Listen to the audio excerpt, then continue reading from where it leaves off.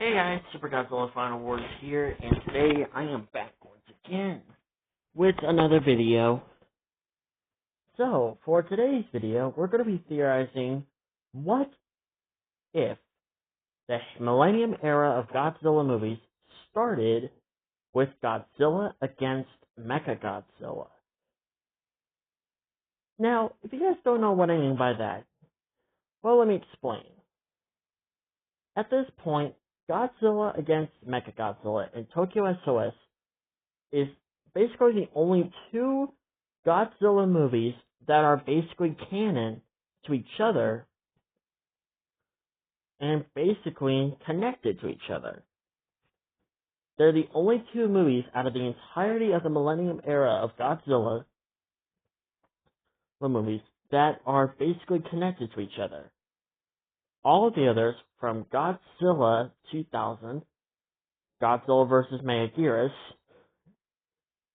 Godzilla, Mothra, and King Ghidorah, Giant Monsters All Out Attack, and Godzilla Final Wars are not canon to each other. They have no connections to each other whatsoever. But out of all four of those movies, only two of them happen to be connected to each other. And those two, well, just so happen to be Godzilla against Mechagodzilla and Tokyo SOS. So, what would happen if the Millennium era of Godzilla movies started with Godzilla against Mechagodzilla? And they continued on after, or let's say, Godzilla against Mechagodzilla. But they go in more different directions. I would say, most likely in my opinion, I would say Tokyo SOS should be like the third movie, or possibly the fourth movie. Me personally, I would say the third movie. I say the second movie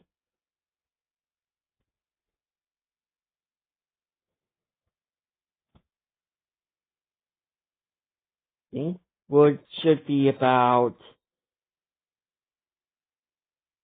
humanity, should be more like Godzilla 2000, basically. But instead of, well, Millennium Goji or Godzilla 2000 being the main Godzilla, I think Kira Goji should be like the Godzilla that should be like starred in the movie.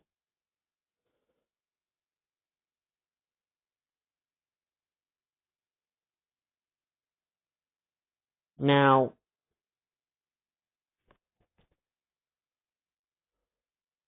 let's say that Godzilla 2000 or Kira Goji is still recovering from his injury.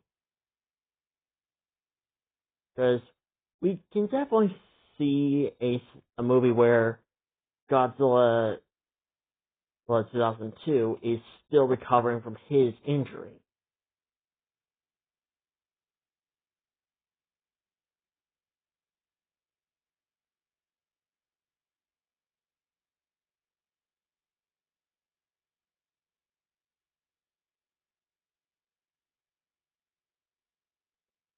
And let's say he starts seeking out nuclear energy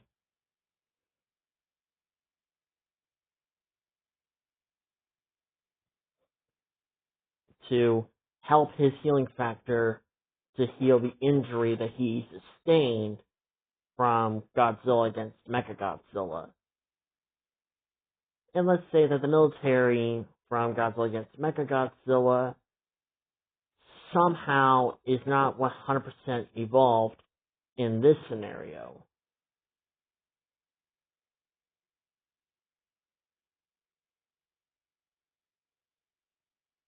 And Godzilla starts consuming nuclear energy and, well, let's just say let's just say the rest of the movie plays out very similar to Godzilla 2000, but with Kirigoji, and with him being a bit more cautious about attacking humans because, well, his injury is still healing. It needs more time to heal. Now, what would happen after Tokyo SOS? I say maybe a bunch could happen after Tokyo SOS. I say maybe if they continued, like if they started with the Kiru saga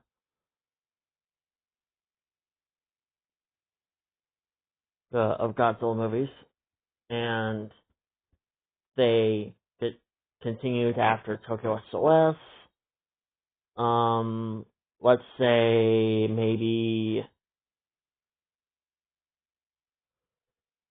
they have to deal with a bunch of new monsters ever since they got rid of Kiru. Now remember, they had to get rid of Kiru in the previous movie.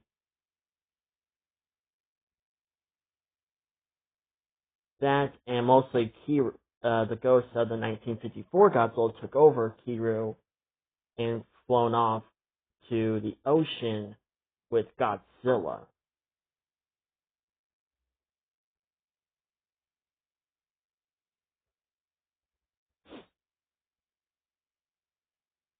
We could say that Kirigoji, during the course of during the course of every single movie, he not only gets bigger, but gets stronger. Because some people think that Godzilla 2002 is not that strong. Well, I would say they're wrong, because he literally took the absolute zero cannon kind of straight on. Like, he took it on directly and survived. And it was mostly due to because of the water. Well, the ocean helping him out with that one, but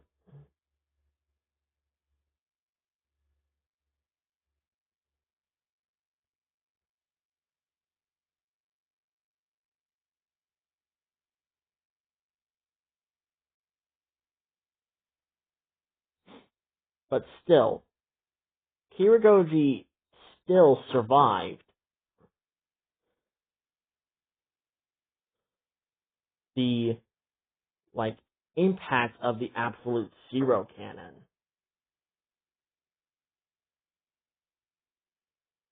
So I would say this makes Kirigoji pretty damn OP, honestly. If that doesn't make a Godzilla OP, then I don't know what does.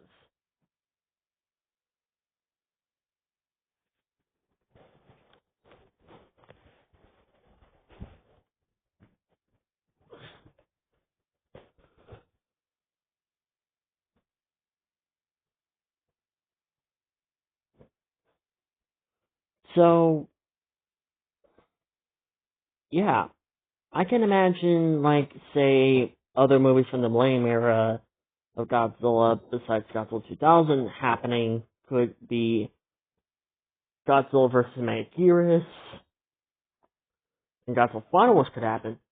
But I would say the most interesting idea would be Godzilla, Mothra, and King Ghidorah, giant monsters, all out attack. I would say that movie could possibly still happen. And I think that would be very interesting because,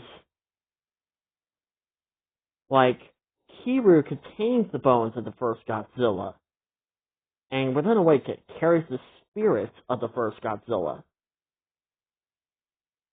GMK, on the other hand, he kind of, within a way, is not the first Godzilla, but he does earn the title as Ghost Godzilla, because he contains all the souls and spirits of the people who died in World War II, and they want to punish Japan for forgetting what happened, basically.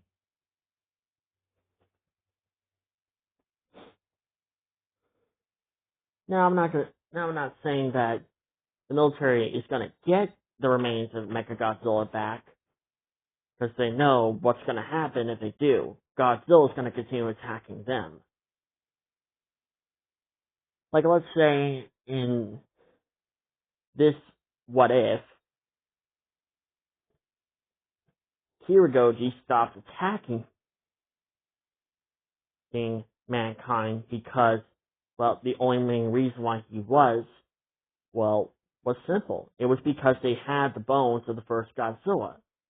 And since it has been confirmed in the novelization that basically the 1954 Godzilla is indeed the father of Kiragoji, yeah, I would say that should be like a pretty damn good reason to get Godzilla to stop attacking them. If anything, I would say now he's basically docile towards humans. He has no reason to hate them anymore. Well, I could say, I wouldn't say that. I would say he would have a little bit of a grudge, but I would say it wouldn't be that big for where he wants to go to attack them now. If anything, it'll be more like, you guys are alright, but I still hate you for what happened. I still hate you for what you did to me and my father. Mostly to my father. But still, you guys are okay.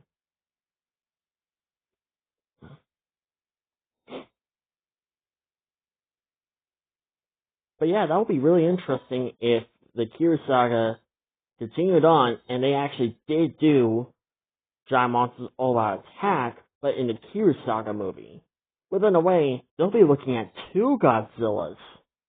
Their Godzilla and Ghost Godzilla.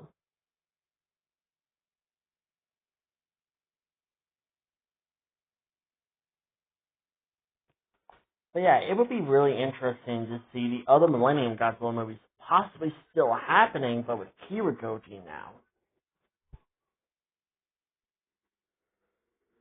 Or, let's say, in another scenario, or let's look at it a different way. Let's say that Godzilla still becomes the first sequel, and Godzilla Johnson becomes the third sequel. I think it would be really weird for the military to see Godzilla now protecting them. I would say Godzilla doesn't like the humans, but now with Kiru in the ocean, I would say Godzilla has no reason to continue attacking them anymore. If anything, I would say that now, in a way, with him no longer having a hatred towards them, I could say possibly he could protect them.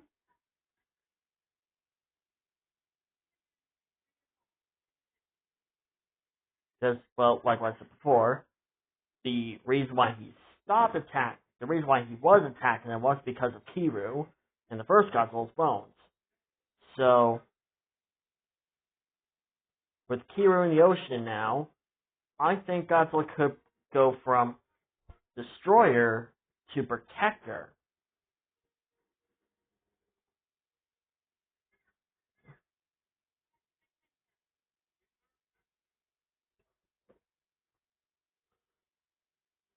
And honestly, it would be really interesting to see the military's reaction to Godzilla protecting them. And possibly, very possibly, some humans end up no longer holding a hatred for Godzilla.